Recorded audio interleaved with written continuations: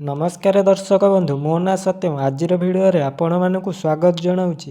ଆଜି ଆପଣମାନେ ଭକ୍ତିର ସାଗରରେ ସ୍ନାନ କରିବାକୁ ପ୍ରସ୍ତୁତ ହୋଇଯାଆନ୍ତୁ, କାରଣ ଆଜି ଆମେ ଜାଣିବା କାହିଁକି ପ୍ରତ୍ୟେକ ଶିବ ମନ୍ଦିରରେ ନନ୍ଦୀ ବସିଥାନ୍ତି ଓ କେମିତି ତାଙ୍କ କାନରେ ଏକ ଛୋଟ ଇଚ୍ଛା କହିଲେ ମହାଦେବ ତାହା ଖୁବ୍ ଶୀଘ୍ର ପୂରଣ କରନ୍ତି।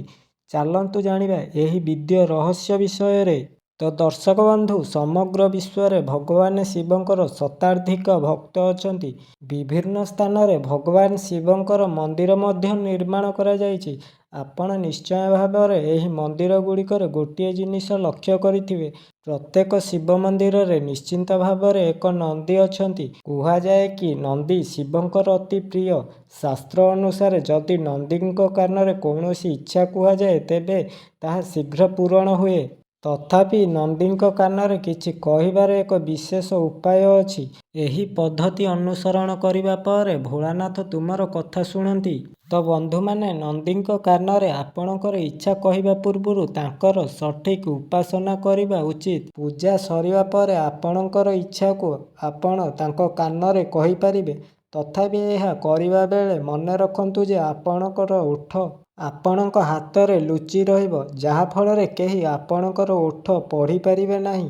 ଇଚ୍ଛା କହିବା ପରେ ନନ୍ଦୀଙ୍କୁ ଫଳ କିମ୍ବା ମିଠା ମଧ୍ୟ ଦିଆଯିବା ଉଚିତ। ଏହିପରି କଲେ ସେ ଆପଣଙ୍କର ଇଚ୍ଛା ଶୀଘ୍ର ଶିବଙ୍କ ନିକଟରେ ପହଞ୍ଚାଇଥାନ୍ତି।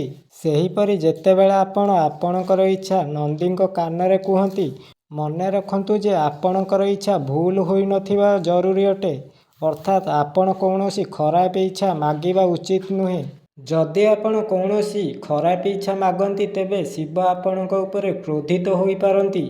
ତାପରେ ଆପଣ ଲାଭ ପାଇବା ପରିବର୍ତ୍ତେ ଆପଣଙ୍କୁ କ୍ଷତି ସହିବାକୁ ପଡ଼ିପାରେ। ସେଥିପାଇଁ କେବେ ବି କାହାର ଖରାପ ଚିନ୍ତା କରନ୍ତୁ ନାହିଁ, ନଚେତ୍ ଆପଣଙ୍କ ସହିତ ଖରାପ ହେବାକୁ ଅଧିକ ସମୟ ଲାଗିବ ନାହିଁ। କୁହାଯାଏ କି ନନ୍ଦୀଙ୍କ ପୂଜା ବିନା ଶିବଙ୍କ ପୂଜା ଅସମ୍ପୂର୍ଣ୍ଣ ହୋଇଥାଏ ବୋଲି। ତେଣୁ ଯେତେବେଳେ ଆପଣ ଭଗବାନ ଶିବଙ୍କୁ ପୂଜା କରନ୍ତି ସେତେବେଳେ ନନ୍ଦୀଙ୍କୁ ମଧ୍ୟ ପୂଜା କରନ୍ତୁ। ଆପଣଙ୍କର ଇଚ୍ଛା କହିବା ପୂର୍ବରୁ ଯଦି ଆପଣ ନନ୍ଦୀଙ୍କ ନିକଟରେ ଏକ ଦୀପ ଜାଳନ୍ତି ଏବଂ ତାଙ୍କର ଆରତି କରନ୍ତି, ତେବେ ଆପଣଙ୍କର ଇଚ୍ଛା ଆହୁରି ଶୀଘ୍ର ପୂରଣ ହେବ ଏବଂ ଆପଣ ଶୁଭ ଫଳ ପାଇବେ। ତ ବନ୍ଧୁମାନେ, ଆପଣମାନଙ୍କ ମଧ୍ୟରୁ କିଛି ଲୋକ ନିଶ୍ଚୟ ଭାବୁଥିବେ ଯେ ଆମେ ଆମ ଇଚ୍ଛା ନନ୍ଦୀଙ୍କୁ କହିଲେ ନନ୍ଦୀ ଯାଇ ଶିବଙ୍କୁ କହିବେ, ତେବେ ଆମେ କାହିଁ ସିଧାସଳଖ ଯାଇ କଥା ହେଇପାରିବୁ ନାହିଁ, କାହିଁକି ନନ୍ଦୀଙ୍କ କାନରେ କଥା ହେବାକୁ ପଡ଼ିବ?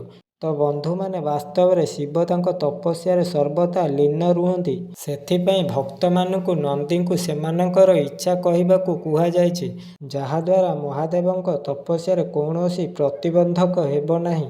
ତାପରେ ନନ୍ଦୀ ଆପଣଙ୍କ କଥାକୁ ଶିବଙ୍କୁ ଜଣାନ୍ତି। ତାପରେ ଆପଣଙ୍କର ଇଚ୍ଛା ପୂରଣ ହେବା ପାଇଁ ଅଧିକ ସମୟ ଲାଗେ ନାହିଁ। ତ ବନ୍ଧୁମାନେ, ଇଏ ଥିଲା ଆଜିର ଭିଡ଼ିଓ। ଆପଣମାନଙ୍କୁ କେମିତି ଲାଗିଲା ଆମକୁ କମେଣ୍ଟ କରି ଜଣାନ୍ତୁ। ସେ ପର୍ଯ୍ୟନ୍ତ ରହୁଛି, ନମସ୍କାର। ଦେଖା ହେବ ଆଉ ଏକ ଭିଡ଼ିଓରେ।